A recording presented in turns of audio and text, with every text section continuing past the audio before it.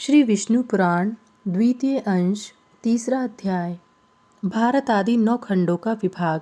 श्री पराशरी बोले, हे मैत्रेय, जो समुद्र के उत्तर तथा हिमालय के दक्षिण में स्थित है वह देश भारतवर्ष कहलाता है। उसमें भारत की संतान बसी हुई है। हे महामुने, इसका विस्तार 9000 योजन है। यह स्वर्ग और अपवर्ग प्राप्त करने वालों की कर्म भूमि है।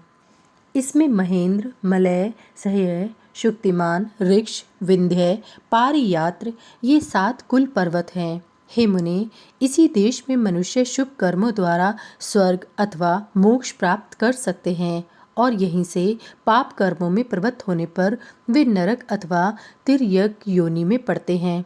यहीं से कर्मानुसार स्वर्ग, मोक्ष, अंतरिक्ष अथवा पाताल आदि लोकों को प्राप्त किया जा सकता है। पृथ्वी में यहाँ के सिवा और कहीं भी मनुष्य के लिए कर्म की विधि नहीं है। इस भारतवर्ष के 9 भाग हैं। उनके नाम ये हैं: इंद्रद्वीप, कसेरु, ताम्रपर्ण, गबस्तीमान, नागद्वीप, सौम्य, गंधर्व और वारुण तथा यह समुद्र से घिरा हुआ द्वीप उनमें 9वां है। यह द्वीप उत्तर से दक्षिण तक सहस्त्र योजन है।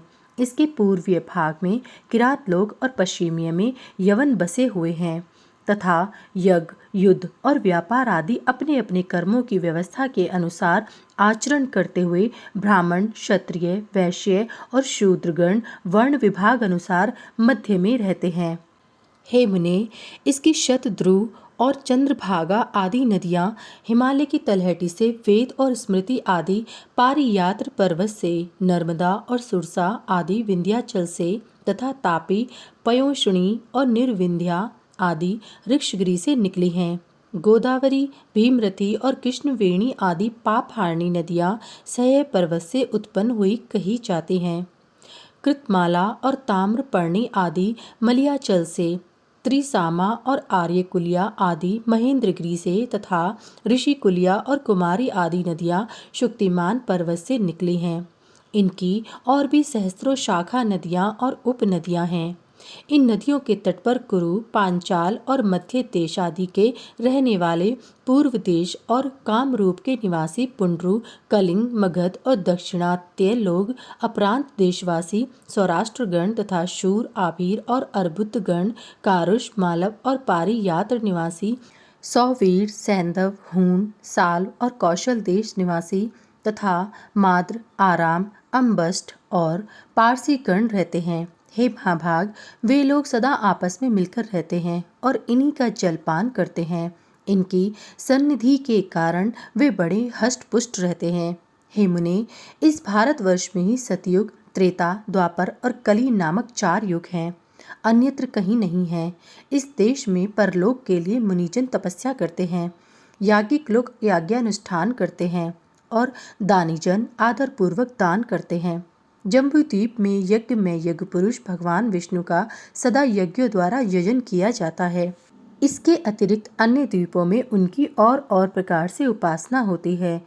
हे महामुने, इस जम्बूद्वीप में भी भारतवर्ष सर्वश्रेष्ठ है, क्योंकि यह कर्म भूमि है। इसके अतिरिक्त अनन्य देश भोग भूमियाँ हैं। हे सत्तम, जीव को सहस्रों जन्मों के अनंतर महान पुण्यों का उदय होने पर ही कभी इस देश में मनुष्य जन्म प्राप्त होता है। देवगण भी निरंतर यही गान करते हैं कि जिन्होंने स्वर्ग और अपवर्ग के मार्गभूत भारतवर्ष में जन्म लिया है, वे पुरुष हम देवताओं की अपेक्षा भी अधिक धन्य बड़भागी हैं।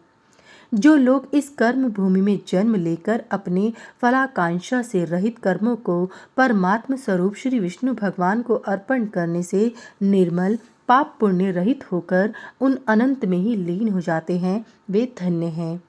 पता नहीं अपने स्वर्गप्रद कर्मों का क्षय होने पर हम कहाँ जन्म ग्रहण करेंगे।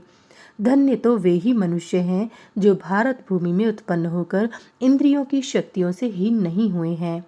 हे मैत्रेय, इस प्रकार लाख योजन के विस्तार वाले 9 वर्ष विशिष्ट इस जम्बूद्वीप का मैंने तुमसे संक्षेप से वर्णन किया है। हे मैत्रेय, इस जम्बूद्वीप को बाहर चारों ओर से लाख योजन के विस्तार वाले वलयाकार खारे पानी के समुद्र ने घेरा हुआ है।